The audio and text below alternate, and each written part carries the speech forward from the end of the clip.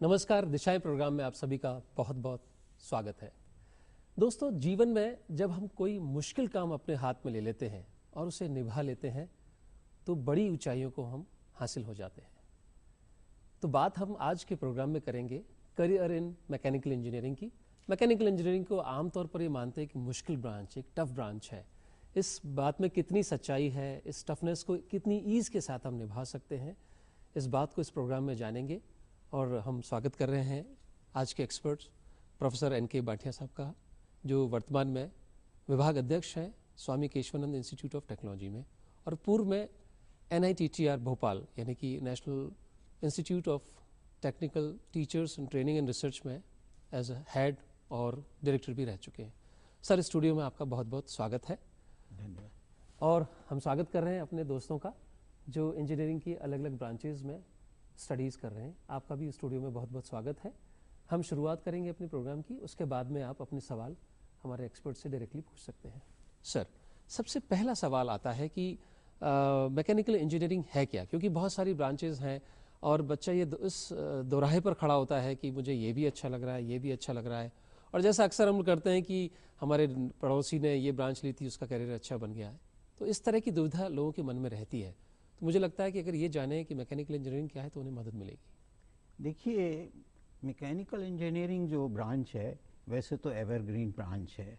जब से मनुष्य पैदा हुआ शायद मैकेनिकल इंजीनियरिंग उसके जड़ के साथ ही पैदा हुई। जी, स्टोन एज आई, आयरन एज आई, सब एज आई, तो मैकेनिकल इंजीनियरिंग यानी इस फॉर्म में न हो जैसे आज है, लेकिन जब भी आदमी इनोवेट करता रहा वो मैकेनिकल इंजीनियरिंग थी। अगर हम पूर्व सभ्यता में जाएं तो आज भी हमारे पास में आयरन पिलर है जी, जिसका मटेरियल आज तक भी लोगों को पता नहीं चल पाया है। तो मैकेनिकल इंजीनियरिंग ब्रांच तो एवरग्रीन ब्रांच है, कभी खत्म नहीं होगी। व्हील का इनोवेशन हुआ। हाँ, व्हील का इनोवेशन हुआ, कुएं से जो है पानी खींचने का इनोवेशन हुआ, तो ये चलती रहेगी।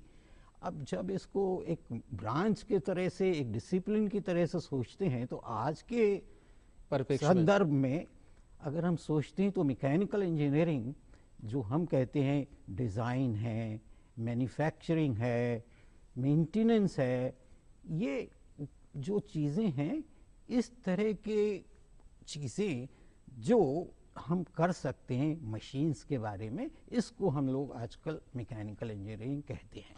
तो दोस्तों, ये बात तो बहुत क्लियर हुई कि सुबह उठने से लेकर रात तक आपके आसपास जितनी भी चीज़ें हैं वो मैकेनिकल इंजीनियरिंग का ही इम्पैक्ट है। चाहे आप टूथब्रश को ले लें या आप बेड जिस पर सोते हैं या इवन मोबाइल फ़ोन और गैजेट्स जो आप यूज़ करते हैं, उनकी बॉडी की मैन्युफैक्चरिंग, उनकी कंपोनेंट्स की मैन्युफैक्चरिंग जिन मशीन से बनी हुई होती है, this all is about mechanical engineering. तो ये तो बात आपने बहुत अच्छी कही कि ये एक एवरग्रीन ब्रांच है और इसमें एक पुख्ता करियर बनेगा। जैसा कि हम आप देख सकते हैं सर, जैसी मेरी जानकारी है आपकी उम्र लगभग 75 वर्ष है और आज भी आप थोड़ी ज़्यादा है। जी जी जी, और आज इस उम्र में भी आप इस कदर काम करते रहते हैं, लगातार जुड़े हुए हैं। तो आप ये समझ सकते हैं, उदाहरण हमारे सामने ही है कि व्यक्ति एवरग्रीन इसमें हो जाता है। जी, अगला सवाल आता है कि 12वीं कक्षा के बाद में जो मैथमेटिक्स के स्टूडेंट्स हैं वो ये ऑप्ट करते हैं कि IIT और दूसरी स्टेट लेवल की एंट्रेंस एग्जामिनेशंस में अपेयर होने के बाद इंजीनियरिंग में ऑप्ट करते हैं अंडर ग्रेजुएट कोर्स के लिए। तो उस विषय में आप एक बार जानकारी दें कि किस तरह से IIT का चयन करें, मैकेनिकल इंजीनियरिंग किस IIT में बेहतर पढ़ाई है? देखिए, IIT सभी जगह अच्छे हैं, पुराने IITs हैं। IIT जैसा आपको पता होगा शायद IIT खड़गपुर सबसे पहले हुआ, उसके बाद 4 IIT बने, यानी 3 कहूँगा, उस चौथा बाद में बना। IIT बॉम्बे आया, वो रशियन हेल्प से बना। IIT मद्रास आया, वो जर्मन हेल्प से बना। और IIT कानपुर हुआ जो अमेरिकन हेल्प से बना। IIT खड़गपुर तो पहले ही था जी। अब दूसरे IIT अब आए। IIT दिल्ली ब्रिटिश हेल्प से बना, वो बाद में आया। तो अगर हम सोचें कि हमारे पुराने किसी IIT में हमारा एडमिशन हो जाए जिसका नाम है, तो सबसे अच्छा है। लेकिन सारे IIT अच्छा ही कर रहे हैं, लेकिन इंफ्रास्ट्रक्चर की शायद प्रॉब्लम्स हो सकती हैं। राजस्थान में भी IIT है, लेकिन क्योंकि समय लगता है, शुरुआत के दौर में है। जी जी, समय लगता है इंफ्रास्ट्रक्चर बिल्ड करने के लिए, फैकल्टी लेने के लिए, तो थोड़ा सा चयन करते वक्त प्रोफेसर देखना बाटे पड़ा। साहब, आपने बहुत अच्छी बात कही कि जो विद्यार्थी अभी तैयारी कर रहे हैं आईआईटी की, खास तौर से वो ध्यान रखें कि अगर किसी पुराने आईआईटी का चयन करेंगे तो वो एक बेहतर डिसीजन साबित होगा। अब मुझे लगता है कि हमारे दोस्तों के मन में जो सवाल चल रहे हैं उनसे डायरेक्टली बात की जाए। अपना नाम बताते हुए संक्षिप्त में सवाल। नमस्कार सर, मेरा नाम अनीशा सोनी है। मेरा प्रश्न आपसे ये है कि जैसे मैं अभी आईआईटी की तैयारी कर रही हूँ और मैं मैकेनिकल इंजीनियरिंग लेना चाहती हूँ, तो सबसे बेस्ट आईआईटी या फिर एमएनआईटी कौन सा होगा मेरे लिए? एनआईटीज भी एक दूसरा ऑप्शन देखिए, अवेलेबल है। एनआईटीज जो हैं ये सेकेंड लाइन बनी, ये रीजनल इंजीनियरिंग कॉलेजेस थे, रीजन के लिए बने थे। उनका नाम बन गया NITs, national institutes of technologies बन गया। एक थोड़ा सा शायद ध्यान रखें जब भी आप चयन करें किसी भी आईआईटी या किसी एनआईटी एनआईटीज का, तो उसका फैकल्टी का कंपोजिशन देख लें।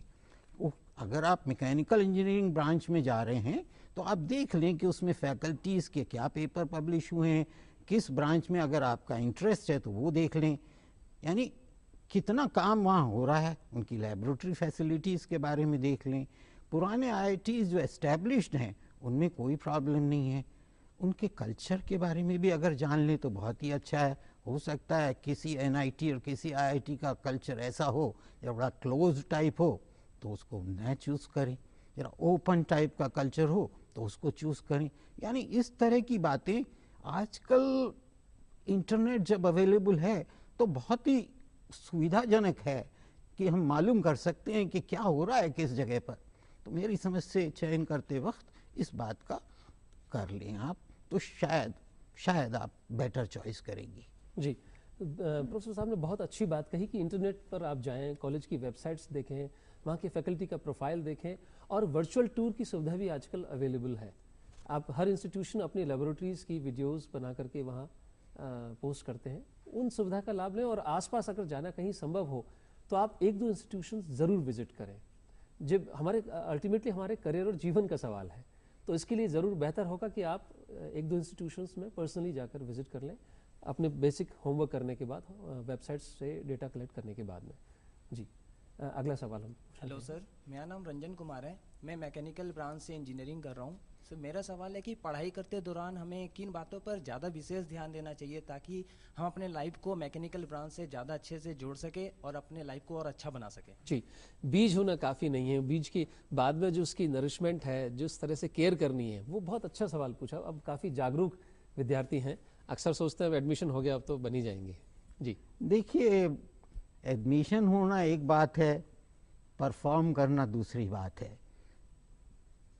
एक किसी भी ब्रांच में हो या किसी भी चीज़ में हो, लगन से पढ़ाई करना बहुत ज़रूरी है।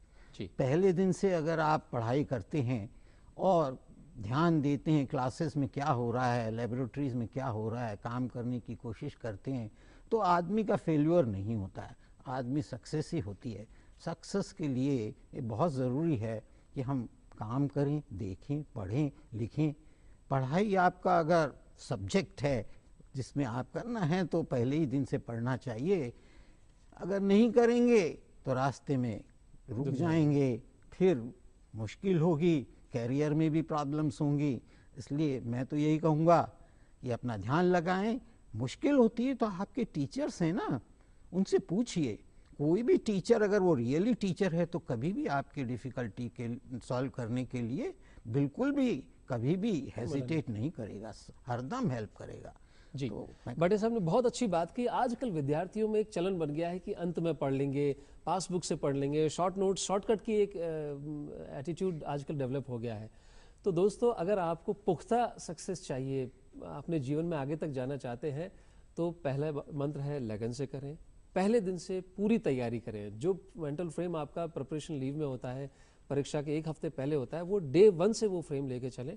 और अल्टीमेटली आपको ये जो यात्रा है इसमें 4 या 5 साल मेहनत करनी है। कहावत है, आज मेहनत करो जीवन में खुशी रहो, या आज मौज मस्ती कर लो और जीवन भर मेहनत करो।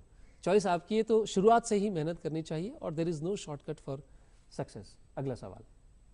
Hello sir, my name is Sarita Chaudhary. मैं ये क्वेश्चन अपनी छोटी बहन के लिए पूछना चाहती हूँ।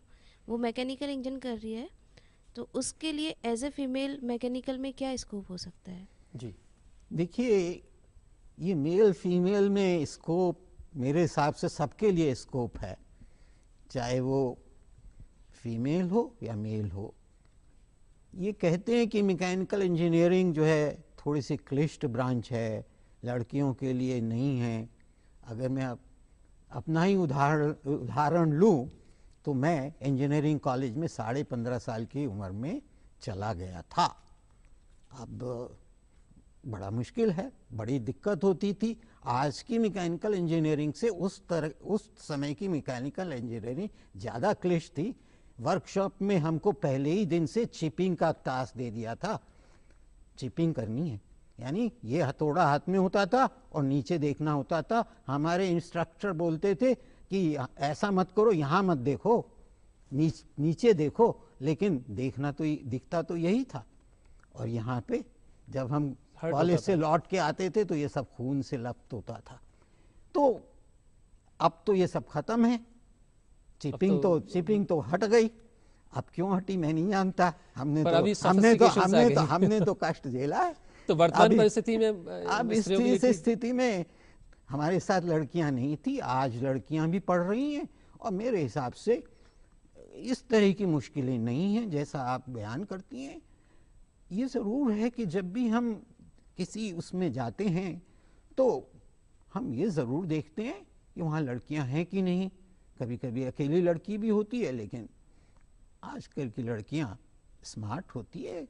जी। और सरिता जी, मैं ये कहना चाहूँगा कि आटा गूंदने और कपड़े निचोड़ने में भी ताकत लगती है, और मशीन जबकि आप बटन से चला लेते हैं। तो ये मिथ अब खत्म हो चुका है, क्योंकि इतनी एडवांस मशीन्स आ चुकी है, प्रोसेस इतने सिंप्लीफाई हो चुके हैं, उसमें फिजिकल स्टेमिना, फिजिकल एग्रेशन की कोई आवश्यकता नहीं होती है। तो मुझे लगता है कि अभी आज के दौर में जो मैकेनिकल इंजीनियरिंग जिस फेज़ में है, डिज़ाइनिंग इतनी प्रोमिनेंट है, डिज़ाइनिंग में फीमेल क्रिएटिविटी इतनी ज़्यादा हेल्पफुल होती है। और इवन इंडस्ट्री में भी अगर हम जाते हैं तो एयर कंडीशन चैम्बर में बैठ के डेस्क पे काम आपको करना होता है, कंप्यूटर पे काम करना होता है। फील्ड में या लेबर्स को हैंडल करना वाली जो बात अक्सर जिससे हेजिटेशन होता है, ऐसी कोई बात नहीं है।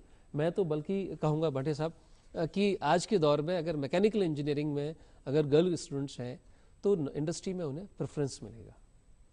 उनके लिए ख़ास तौर की जॉब्स सुरक्षित हैं, उसमें कोई कंपटीशन नहीं है। उन्हें जस्ट अप्लाई करना है और उनका एट्रीब्यूट है तो उन्हें डेफिनेटली उसमें बिल्कुल सही, आप बिल्कुल सही कह रहे हैं। कई इंडस्ट्रीज इस तरह के एडवर्टाइजमेंट कर भी रही है आजकल, क्योंकि सब अपना परसेंटेज, फीमेल परसेंटेज बढ़ाना भी चाहती हैं, और उनको अगर सूटेबल कैंडिडेट्स मिल जाते हैं तो ज़रूर ये प्रेफर करती हैं। जी, उम्मीद है ये बात प्रोफेसर साहब की आपके जीवन में और आपकी सिस्टर के लिए हेल्पफुल रहेगी। अगला सवाल। नमस्कार सर, मेरा नाम इंद्रजीत है और मेरा सवाल ये है कि कंपनियां जैसे कॉलेजेस विजिट करती हैं तो कई बार ऐसा होता है कि विद्यार्थी पढ़ने में तेज होते हैं, अच्छे होते हैं, लेकिन फिर भी वो प्लेसमेंट नहीं ले पाते। तो मैं आपसे पूछना चाहता हूं कि वो पढ़ाई के साथ साथ और किन किन बातों पर ध्यान दें जिससे कि वो कैंपस प्लेसमेंट में अच्छा कर पाए और उन्हें आसानी से प्राइवेट सेक्टर में जॉब मिल जाए। जी, mechanical engineering is not about only degree, rather education is not about degree. देखिए, एक तो ये प्लेसमेंट जरा थोड़ा सा मेरी समझ से मिथ है। जी, मिथ है, मैकेनिकल इंजीनियर्स के लिए एक मिथ है, क्योंकि ये टर्म मेरे हिसाब से MBA और कंप्यूटर ऐसी ब्रांचेस के संदर्भ में आई हैं जहां एक साथ बहुत सारे स्टूडेंट्स, बहुत सारे एम्प्लॉयज़ लेने होते हैं। मैकेनिकल इंजीनियर्स के लिए हर जगह है, और इसलिए आप समझे कि रियल मैकेनिकल इंजीनियरिंग जॉब के लिए कोई कॉलेज में आएगा, ये मिथ है मेरे हिसाब से। लेकिन जब भी कोई इस तरह के प्लेसमेंट के ड्राइव्स होते हैं, आप देखिएगा कि सबसे इम्पॉर्टेंट चीज़ जो आज मुखर हो रही है वो है कम्युनिकेशन स्किल्स। और ये कम्युनिकेशन स्किल्स अच्छी करनी ही पड़ेगी, और कम्युनिकेशन स्किल्स से इंग्लिश की कम्युनिकेशन स्किल्स भी होती है और हिंदी की भी होती है। जिसकी हिंदी, मेरी सोच है कि हिंदी जिसकी अच्छी है, इंग्लिश भी अच्छी हो जाएगी अगर वो मेहनत करेगा। मैं चाहूँगा दोस्तों इस बात पर तालियां बजनी चाहिए कि जिसकी हिंदी भाषा अच्छी है उसकी दूसरी भाषाएं भी, यानी कि मातृभाषा को आपने मन से लगाया है तो आप सब कुछ अचीव कर सकते हैं। प्रोफेसर साहब, आपने बड़े बुजुर्ग का यही एक रोल होता है कि कठिन बात सरल शब्दों में कह दें और एक समाज को एक नई दिशा मिल जाए। मैं अपने सारे दोस्तों से कहूँगा अपनी मातृभाषा से प्यार करें और उसे अच्छे तरीके से अपने आत्मसात करें, दूसरी भाषा स्वतः ही आ जाएंगी। तो जैसा डॉक्टर साहब ने कहा कि कम्युनिकेशन स्किल्स आपकी स्ट्रांग हैं, क्योंकि इंजीनियरिंग में आप अपनी बात को, अपने आइडिया को दूसरे तक पहुंचाते हैं। तो दोस्त, आप अपने आइडिया को दूसरे तक पहुंचा पाएँ, चाहे वो ड्राइंग के थ्रू हो, राइटिंग के थ्रू हो, वर्बल कम्युनिकेशन हो, इवन नॉन वर्बल कम्युनिकेशन हो, ये सारे आपको सीखने बहुत ज़रूरी हैं। जो कि ज़रूरी नहीं है कि यूनिवर्सिटी हर बात करिकुलम में लिखे तभी आप सीखें। 4 साल की यात्रा में जब जब आपको ऐसे मौके मिलते हैं, क्योंकि हम देख कर सीखते हैं, अपने कॉलेज में होने वाली हर एक्टिविटी को देखें, क्या हो रहा है वो आपके सारे सामने एक सीन है। जैसे एक फिल्म आप जब देखते हैं तो एंटरटेनमेंट के दृष्टिकोण से ना देखें, उसमें बहुत सारी चीज़ें छुपी हुई हैं, फिल्म के निर्माण से रिलेटेड है, क्योंकि आजकल इंटरव्यू में जनरल बातें भी बहुत सारी पूछते हैं, हॉबी से रिलेटेड बातें पूछते हैं। तो आप अपनी बात को ठीक से रखना अगर आपको आता है तो निश्चित तौर पर आपको किसी न किसी कंपनी में जो आपके मन को अच्छी लगती है जॉब मिल ही जाएगी। अगला सवाल। Hello sir. Sir, I am Jaspreet Singh and I am pursuing my bachelor's in mechanical engineering, sir. Sir, I want to ask that if I want to pursue my master's abroad, sir, what factors should I work upon so that I can easily opt for any good universities? देखिए, सबसे पहली बात तो ये है कि आपका level क्या है। कोई भी यूनिवर्सिटी जब देखती है अब्रॉड वाली तो लेवल देखती है। अगर आपका लेवल बहुत अच्छा है तब आप MIT USA की सोचिए, इंपीरियल कॉलेज लंदन का सोचिए। अगर आपका लेवल थोड़ा सा लोअर है तो आप बहुत सारी यूनिवर्सिटीज़ हैं उनके बारे में सोचिए। ऐसी यूनिवर्सिटीज़ के बारे कि मैं कैलिफोर्निया इंस्टीट्यूट ऑफ टेक्नोलॉजी में चला जाऊंगा या यूनिवर्सिटी ऑफ कैलिफोर्निया में चला जाऊंगा, ऐसा मत सोचिए। आप देखिए कि कौन सी यूनिवर्सिटीज़ ऐसी हैं जिसमें मैं फिट हो सकता हूं, और मेरे समझ से अगर आप ये करें, आपका सिलेक्शन अच्छा हो तो कोई दिक्कत नहीं है। आपको लेटर ऑफ रिकमेंडेशन लेनी होती है अपने टीचर से। अगर आप अच्छा कर रहे हैं आपके टीचर्स आपको अच्छा ही रिकमेंड करेंगे, अच्छा नहीं कर रहे हैं तो थोड़ा सा घुमा के लिखेंगे। आपका क्लास में क्या है, आप टॉप में हैं तो टॉप लिखेंगे, आप 50% के बिलो हैं तो मुश्किल है। यानी ये बातें बिल्कुल, जो टीचर का रिकमेंडेशन होता है इसको बहुत कुछ देखा जाता है फॉरेन यूनिवर्सिटीज़ में, तो ये आप ज़रूर ध्यान रखें। आप अच्छा स्कोर लीजिए, अच्छे मार्क लाइए, किसी भी यूनिवर्सिटी में, इंपीरियल कॉलेज लंदन में आपको एडमिशन मिल जाएगा, कोई प्रॉब्लम नहीं है। MIT में मिल जाएगा और असिस्टेंटशिप भी मिल जाएगी।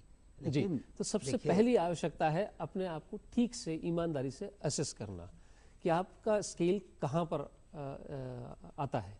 उसके बाद टीचर्स की रिकमेंडेशन और अच्छा स्कोर, जैसा कि ग्रेजुएट रिकॉर्ड एग्जामिनेशन GRE जो सबसे ज़्यादा पॉपुलर एग्जामिनेशन है, उसमें आपने अच्छा स्कोर हासिल किया है और उसके बाद सही यूनिवर्सिटी का चयन किया है तो स्कॉलरशिप भी मिलेगी और एडमिशन भी आसानी से मिल सकता है। उम्मीद है आपको डॉक्टर साहब की ये राय आपके जीवन में काम आएगी। अगला सवाल। Hello sir, my name is Vipul and I want to ask while doing the BTech mechanical engineering, what factors should the student keep in mind while preparing for the GATE exam? जी, आपका बहुत ही सुंदर प्रश्न है। देखिए, gate examination आजकल एक रास्ता हो गया, गेट ही है, वो दरवाजा ही है पोस्ट ग्रेजुएट एजुकेशन का और बड़ी बड़ी दूसरी कंपनीज के, पब्लिक सेक्टर के खास तौर से, और प्राइवेट सेक्टर वाले भी पूछने लग गए हैं कि अगर आपने कहीं लिख दिया कि गेट में मैं अपियर हुआ हूँ तो पूछ लेते हैं इंटरव्यू में क्या है आपका गेट स्कोर। तो या तो आप लिखिए मत, अगर स्कोर खराब आया और लिखते हैं तो फिर आपका स्कोर अच्छा होना चाहिए। अब प्रिपरेशन की जब बात आती है तो आप देखिए कि मैकेनिकल इंजीनियरिंग का आप अगर हैं तो मैकेनिकल इंजीनियरिंग का गेट का पेपर क्या आता है, आप देखेंगे कि उसमें मैथमेटिक्स आती है, यानी फर्स्ट ईयर से ही आपकी प्रिपरेशन चालू हो जानी चाहिए। यानी मैथमेटिक्स आप भूल नहीं सकते। सेकेंड ईयर के जो सब्जेक्ट्स हैं उसके सब्जेक्ट्स किसी भी यूनिवर्सिटी में अगर देखें तो बड़ी फंडामेंटल इंजीनियरिंग साइंसेस के कोर्सेज होते हैं और वो इंजीनियरिंग साइंसेस के कोर्सेज पे बहुत सारे सवाल आते हैं। यानी स्ट्रेंथ मटेरियल्स हुआ, थर्मोडायनेमिक्स हुआ, फ्लूइड मैकेनिक्स हुआ, ये सारे इंजीनियरिंग साइंसेस हैं। इन इंजीनियरिंग साइंसेस के बहुत सवाल आते हैं, 30-40% पेपर आता है। तो सेकेंड ईयर बड़ा क्रिटिकल ईयर होता है। अगर आपने तैयारी वहाँ चालू नहीं की, बड़ी मुश्किल होती है। बाद में सोचता है एक दिन में फ्लूइड मैकेनिक्स सीख लूँगा, बड़ी मुश्किल होती है। तो सेकेंड ईयर से फर्स्ट ईयर से अगर ध्यान दें, टीचर्स अगर जो पढ़ाते हैं उसको रिवीजन कर लें, तो गेट का दरवाज़ा पार करना मेरे हिसाब से मुश्किल नहीं है। ठीक है, बाद में आपको रिवीजन करने होते हैं। कापियाँ बना के होता क्या है कि लड़का कापी नहीं बनाता है। भाई जो नोट्स होते हैं टीचर के, वो बहुत ही वैल्यूएबल होते हैं। मेरे पास मेरे पुराने प्रोफेसर्स के नोट्स आज भी पड़े हैं। मेरे को फेंकते हुए भी दर्द लग रहा है कि मैं कैसे फेंकूं मेरे प्रोफेसर्स के नोट्स, यानी दर्द हो रहा है। दोस्तों, बहुत बेहतरीन बात कही कि आपने अगर कोई चीज़ मेहनत से की है तो उसे फेंकने में आपको दर्द आएगा। इतने वर्ष हो गए, पढ़ाई ख़त्म हो गई, इतनी लंबी सेवाएं आपने दे दी, स्टिल वो धरोहर है। दूसरी जो महत्वपूर्ण बात आपने कही कि ये 100 मीटर रेस की तरह है, यानी कि हर सेकंड, हर स्टेप काउंट कर रहा है। फर्स्ट ईयर में आपने जो प्रवेश लिया, वो जो सारे सब्जेक्ट्स से, जैसे कि मैथमेटिक्स 1 इंजीनियरिंग, मैथमेटिक्स 2 आता है, फिर सेकंड ईयर में जो ब्रांच के आपके स्पेसिफिक सब्जेक्ट शुरू हो जाते हैं, वो सारे सब्जेक्ट्स आपको कंट्रीब्यूट कर रहे हैं, जो कि प्रवेश प्रक्रिया 4 साल बाद होगी। गेट की एग्जामिनेशन आपको फाइनल ईयर में आपको अपीयर जब होना है, तब आपका बीटेक फर्स्ट ईयर का सब्जेक्ट काम आ रहा है। तो एक एक बूंद से वो घड़ा बन रहा है, इसलिए लगन और सिंसेरिटी पहली ज़रूरत है इस ब्रांच की। अब बात समझ में आ रही है कि इस ब्रांच को अक्सर लोग टफ ब्रांच क्यों कहते हैं, क्योंकि आपको सिंसियर 4 साल बने रहना है। और फिर सिंसेरिटी आपकी पर्सनैलिटी और आपका एट्रीब्यूट है, पूरे जीवन में आप सिंसियर रहते हैं, इसीलिए इसको एवरग्रीन ब्रांच कहा जाता है। अगला सवाल। Hello, sir. Sir, my name is Nitesh Mudgal. Sir, my question is that what's the scope for a mechanical engineer in Indian Defence Services? जी, देखिए, मैं इंडियन डिफेंस सर्विसेज के बारे में ज़्यादा तो नहीं जानता, लेकिन देखता हूँ कि मेरे पास लोग छुट्टी लेने आते हैं 6-6, 7-7 दिन की, कहते हैं कि मेरे को जाना है, मेरा इंटरव्यू है, मेरा ये है। यानी देखिए, स्कोप है तभी तो वो छुट्टी लेने मेरे पास आता है। जी जी, मेरे को नहीं मालूम कि उसका कैसे सिलेक्शन हुआ, वहाँ गया, कई बार वो लौट आता है 2 दिन बाद, कई बार वो 3 दिन रुकता है, कई बार वो 4 दिन रुकता है। यानी कॉलेजेस में डिफेंस के लोग आते हैं, वो बताते हैं डिफेंस के बारे में, और उस बताने के समय में लोग इंटरेस्ट लेते हैं, अप्लाई करते हैं, और उनको इंटरव्यू के लिए बुलाया जाता है। और इंटरव्यू में सक्सेस के लिए बहुत ज़रूरी है कि आपका एटीट्यूड बहुत पॉजिटिव हो। आर्मी के लिए जो एटीट्यूड होता है, वो वही जज करते हैं वो लोग, और कुछ नहीं जज करते हैं। मेरे पास ऐसे केस हैं जिसमें आदमी का एक्सीडेंट हो गया था, पुरानी बात है, एक्सीडेंट हो गया था, आगे 3-4 दिन अपीयर भी नहीं हुआ, उसका सिलेक्शन हो गया था। यानी उनने पहले 2-3 दिन में ही जज कर लिया था कि ये कैंडिडेट डिफेंस सर्विसेज के लायक है। यानी साइकोलॉजिस्ट होते हैं वहाँ पर, वो आपको हर मिनट वॉच करते हैं, हर मिनट वॉच करते हैं कि आप क्या कर रहे हैं, कैसे बिहेव कर रहे हैं, दोस्तों के साथ कंपनी में कैसे हैं, आप में लीडरशिप क्वालिटी है कि नहीं। इसलिए आपको ये सीखना ही पड़ेगा कॉलेज में कि आप लीडरशिप क्वालिटी, साथ में रहने की क्वालिटी, ये सब करें। जी, करेंगे ऑर्गेनाइजेशन की हम बात करते तो डिफेंस से अच्छा और बड़ा कोई ऑर्गेनाइजेशन नहीं है जहां टीम वर्क, जज्बे के साथ काम करना, और साथ साथ आप देश की सेवा कर रहे हैं। तो दोस्तों, जैसा आपने सवाल पूछा कि military engineering services separate cell है इंजीनियरिंग डिवीजन की खास तौर से, और वहाँ आपको सीमा पर लड़ाई करने नहीं जाना है, वहाँ आपको एमिनेशन की तैयारी करनी है, कंस्ट्रक्शन ऑफ इक्विपमेंट्स हैं, उनकी मेंटेनेंस है, वो काम करना होता है। लाइन 2 में आप रहते हैं, लेकिन रैंक आपको वो सारी मिलती हैं जो कर्नल, लेफ्टिनेंट, वो सारा लाभ आपको मिलता है। तो फौज में या एयरफोर्स में अगर आप मैकेनिकल इंजीनियर की बतौर अगर आप सेवाएं देते हैं, तो मैं कहूँगा इससे अच्छा ऑप्शन है ही नहीं। एक रॉयल लाइफ आपको मिलती है, अच्छी सैलरी और वेजेस हैं, पर्क्स हैं, और सिस्टमेटिक लाइफ है, और एक बहुत ऑर्गेनाइज वे में काम करने का आपको मौका मिलता है। साथ साथ देश की सेवा तो आप कर रहे हैं। मैं आप जैसे तमाम दोस्तों को सलाम करता हूं कि आपने इस बारे में सोचा कि मैकेनिकल इंजीनियरिंग के बाद में मैं देश की सेवा फौज से जोड़ के करूं। जी, अगला सवाल। हेलो सर, मेरा नाम नंदकिशोर गर्ग है सर। मैं मैकेनिकल इंजीनियरिंग कर रहा हूँ सर।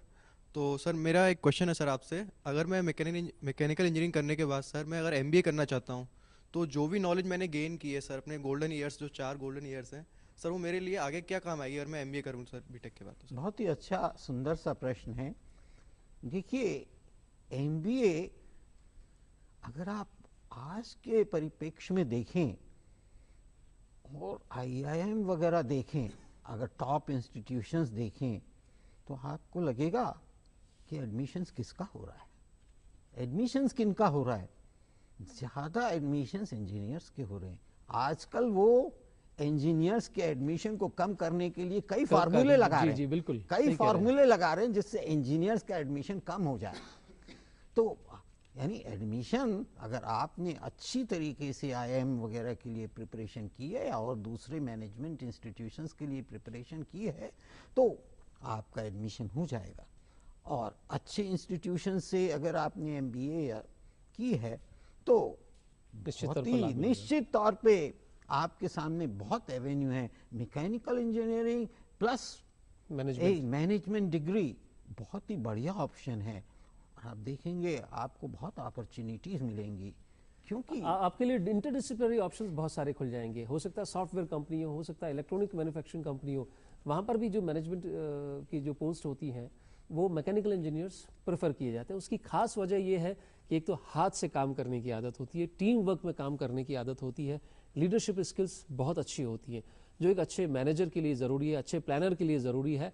तो मैकेनिकल इंजीनियरिंग प्लस एमबीए का कॉम्बिनेशन दूसरे इंजीनियरिंग प्लस एमबीए के कॉम्बिनेशन से ज़्यादा एक्सेप्टेड है, ये बात कहने में मुझे कोई संकोच नहीं होगा।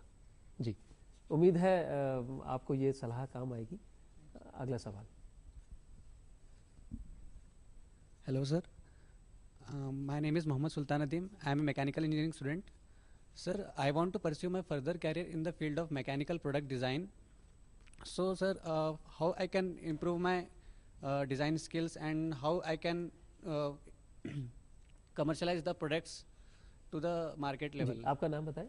मोहम्मद सुल्तान अदीम। मोहम्मद सुल्तान, आपने बहुत सही मौके पर ये बात कही। मैं बहुत बात सोच ही रहा था कि स्किल इंडिया की बात करूं, मैन्युफैक्चरिंग की बात करूं, मेक इन इंडिया की बात करूं, तो बात शुरू होगी इनोवेशन से कि आप एग्जिस्टिंग कोई प्रोडक्ट है उसमें क्या इनोवेशन करें और उसे एक कमर्शियल तौर पर एक बड़ी इंडस्ट्री का स्वरूप दे सकें। प्रोफेसर साहब, इस विषय में आपसे उम्मीद करते हैं। देखिए, आज देख रहे हैं ये प्राइम मिनिस्टर के बहुत सारे ड्राइव्स हो रहे हैं, स्किल इंडिया और जो make in India, make in India. तो अपॉर्चुनिटीज तो बहुत है, और अपॉर्चुनिटी के साथ साथ बैंक्स वगैरह और भी जो भी एजेंसीज हैं वो लोन देने में वगैरह वगैरह बहुत ही लिबरल हैं इस मामले में। तो आप जो भी प्रोडक्ट की बात करते हैं, मेरे हिसाब से आप अपने कॉलेज के टाइम में ही उसके बारे में सोचें, ट्राई करें, बनाने की ट्राई करें। और फैसिलिटीज़ होती हैं कॉलेज में, आपके टीचर्स होते हैं कॉलेज में जो आपको हेल्प कर सकते हैं आपके डिज़ाइन को देखने में और उसमें सजेस्ट करने में कि भाई इसमें ये इम्प्रूवमेंट किया जा सकता है, और आपको एंटरप्रेन्योरशिप वगैरह के बारे में भी बताने के लिए ये मार्केट के लिए कैसे करें। तो आप कॉलेज के टाइम से ही अगर ये चालू करें तो बहुत ही अच्छा ऑप्शन है, और अपॉर्चुनिटीज़ मेरे हिसाब से बहुत ज़्यादा हैं। आज का समय है कि हम नौकरी पाने की लालसा छोड़ करके अपना खुद का कोई व्यवसाय करें। अगर हम विकसित देशों की बात करें तो वहाँ की जीडीपी में, वहाँ की इकोनॉमी में सबसे बड़ा योगदान स्मॉल और मीडियम स्किल इंडस्ट्रीज़ का है। माननीय प्रधानमंत्री की जो पहल है स्किल इंडिया की और मेक इन इंडिया की, उसके साथ जुड़ने का, उन नीतियों का, उन स्कीम्स का लाभ लेने का सही समय है। और उसका सबसे शुरुआती पॉइंट है, आप अपनी स्टडीज़ के दरमियान कोई प्रोडक्ट ऐसा चूज़ करें, उसमें कुछ इनोवेशन करें, उसमें कुछ चेंजेस लेकर के आएँ। भारत सरकार के डीआईसी का ऑफिस है, एंटरप्रेन्योरशिप डिपार्टमेंट उपलब्ध है, हर कॉलेज में एंटरप्रेन्योरशिप सेल्स है, वहाँ के टीचर से, वहाँ के फैकल्टी इंचार्जेस से आप मिलें, उनसे राय लें, उस प्रोडक्ट को किस तरह से और पॉलिश कर सकते हैं, किस तरह से कमर्शियल फॉर्म में लॉन्च किया जा सकता है। भारत सरकार की बहुत सारी संस्थाएं हैं जो आपको टेक्निकल नो हाउ के लिए फंड्स प्रोवाइड करती हैं, बैंकिंग इंस्टीट्यूशंस हैं जो आपको लोन दे सकते हैं, इवन प्रोटोटाइप डेवलप करने तक के लिए आपको गवर्नमेंट एजेंसीज फंड प्रोवाइड कर सकते हैं, स्पेशली डीएसटी। अगर आप डीएसटी की साइट पर जाएंगे, department of science and technology की, वहाँ पर आपको ये सारी सूचनाएं मिल जाएंगी किस तरह आपका प्रोडक्ट एक कमर्शियल फॉर्म में डेवलप किया जा सकता है। दोस्त, आपको बहुत बहुत बधाई, आप इस दिशा में सोच रहे हैं, और मैं तमाम अपने दोस्तों से कहूँगा कि आप इस दिशा में सोचें। गवर्नमेंट ऑफ इंडिया की जो साइट्स हैं उन पर जाएं, सारी सूचनाएं मिल जाएंगी, क्योंकि हमने कभी सोचा नहीं, इसलिए हमने कभी किया नहीं। पेरेंट्स से मैं कहना चाहूँगा कि अपने बच्चे का दिमाग आप विकसित कर रहे हैं एक इंडिपेंडेंट मैच्योर पर्सन बनाने के लिए। डिग्री का उद्देश्य इसलिए नहीं है कि वो एक नौकरी पा जाएगा, वो अपने आप को ढूंढ सके, अपनी योग्यताओं और क्षमताओं को पहचान सके, उसका विकास कर सके। ये जगह है इंस्टीट्यूशन की। तो पेरेंट्स अगर इसमें मदद करेंगे, बच्चे को अपने ड्रीम्स ट्रांसफ़र ना करें। सोसाइटी में ये कहा गया है कि नौकरी करना ज़रूरी है, भी तुम्हें जो अच्छा लगता है तुम वो करो। जब अच्छा लगेगा तो उन्नति भी ज़्यादा होगी, व्यक्ति खुश भी ज़्यादा होगा। बहुत बहुत साधुवाद आपको इस बात के लिए। अगला सवाल। सर नमस्कार, मेरा नाम अशोक कुमार है। सर मैं गेट एग्ज़ाम के बाद में पीएसयू सेक्टर में जाना चाहता हूँ, तो उसके लिए कौन कौन सी कंपनियाँ हैं जो मेरे को गेट स्कोर के आधार उसका स्कोर क्या रहना चाहिए ताकि मैं पीएसयू सेक्टर अच्छी कंपनी, महारत्न है, भारत रत्न कंपनियाँ, और गवर्नमेंट सेक्टर में क्या मेरा गेट स्कोर कार्ड वैलिड है या नहीं है? जी सर, देखिए गेट स्कोर अगर आप जाएं तो आप देखेंगे गेट के फॉर्म में ही उन्होंने बहुत सारी कंपनियों के नाम दिए हैं जहां अब गेट स्कोर वैलिड है। अभी कुछ दिन पूर्व एनटीपीसी के बारे में आया था, उसके पूर्व बीएचईएल के बारे में आया था। यानी आप देखेंगे गवर्नमेंट सेक्टर की बहुत सारी कंपनियां अब गेट स्कोर को मानने लगी है। पहले ये कंपनियां अपने खुद के एग्जाम कंडक्ट करवाया करती थी। उन्होंने भी सोचा कि अब ये गेट जब एग्जिस्ट करता है तो हम क्यों अपना टाइम वेस्ट करें और लड़के का भी टाइम क्यों वेस्ट करें। तो ये एंट्री है, आप ये समझें कि इसके कारण आपको एंट्री मिलेगी, ये दरवाजा ही है उन कंपनियों के लिए, वो आपको एक्सेप्ट करेगी एज ए कैंडिडेट। फिर जो भी आपने टेस्ट लेना हुआ वगैरह वगैरह करेगी। तो आप गेट की साइट पे जाइए, आपको एक लिस्ट मिलेगी कि इन कंपनियों में उनका अभी तक एग्रीमेंट हो चुका है, ये वैलिड है आपका गेट का स्कोर। जी, जैसा हम सभी जानते हैं गेट का स्कोर 2 साल के लिए वैलिड होता है। किसी भी आईआईटी, एनआईटी में हायर स्टडीज यानी कि एमटेक करने के लिए गेट परीक्षा पास करना ज़रूरी होता है। और साथ ही साथ जितने पब्लिक सेक्टर कंपनीज़ हैं, भारत सरकार के उपक्रम हैं, उन सभी में नौकरी पाने के लिए अलग से कोई टेस्ट नहीं है। गेट के स्कोर के आधार पर आप अप्लाई करें और उसके बाद में इंटरव्यू का जो प्रोसेस है फेज़ 2, उसमें आप अपियर हो और आपको अगर स्कोर अच्छा है और आपने इंटरव्यू में अच्छा स्कोर, अच्छी परफॉर्मेंस की है तो निश्चित तौर पर आपको वो जॉब मिलेगी। इसके अलावा प्राइवेट सेक्टर में भी बहुत सारी कंपनीज, जितनी भी मल्टीनेशनल कंपनीज हैं, फॉर्च्यून 500 कंपनीज हैं, वो भी गेट के स्कोर को वैलिडिटी देती हैं। लेकिन जैसा आपका दूसरा सवाल था कि मैं स्कोर कितना लाऊं, देखिए स्कोर में टॉप करना, वहाँ से गिनती शुरू हो जाती है। अब आपको ये तय करना है कि मैं अपना अटेम्प्ट किस लेवल तक लेके जा सकता हूँ। तो आप तो अपना अटेम्प्ट 100% ही दीजिए। आप ये मत सोचिए कि मैं आधे मन से गेट का एग्जामिनेशन दूँ और कुछ 5000 का, 6000 का, 10,000 का स्कोर आ जाए। आप अपना बेस्ट दीजिए। और जैसा आपने शुरुआत में कही थी कि फर्स्ट ईयर सही समय है ये बात तय करने का कि मुझे गेट का एग्जामिनेशन देना है। हम अक्सर थर्ड ईयर के बाद ये तय करते हैं कि मुझे गेट का एग्जामिनेशन देना है, जबकि शुरुआत फर्स्ट ईयर से शुरू हो गई है। तो आप फर्स्ट ईयर के सब्जेक्ट्स, जब उसमें 30-40% सिलेबस आपका फर्स्ट ईयर सेकेंड ईयर का है, तो वहीं से शुरू करें, पूरी मेहनत से करें, तो निश्चित तौर पर जो आपका उद्देश्य है वो सफल होगा। जी, अगला सवाल। नमस्कार सर, मेरा नाम सुमिता है और मैं जानना चाहती हूँ कि मैकेनिकल इंजीनियरिंग में लेक्चरर बनने के लिए क्या मिनिमम क्वालिफिकेशन है और क्या चुनौतियाँ हो सकती है उसके सामने?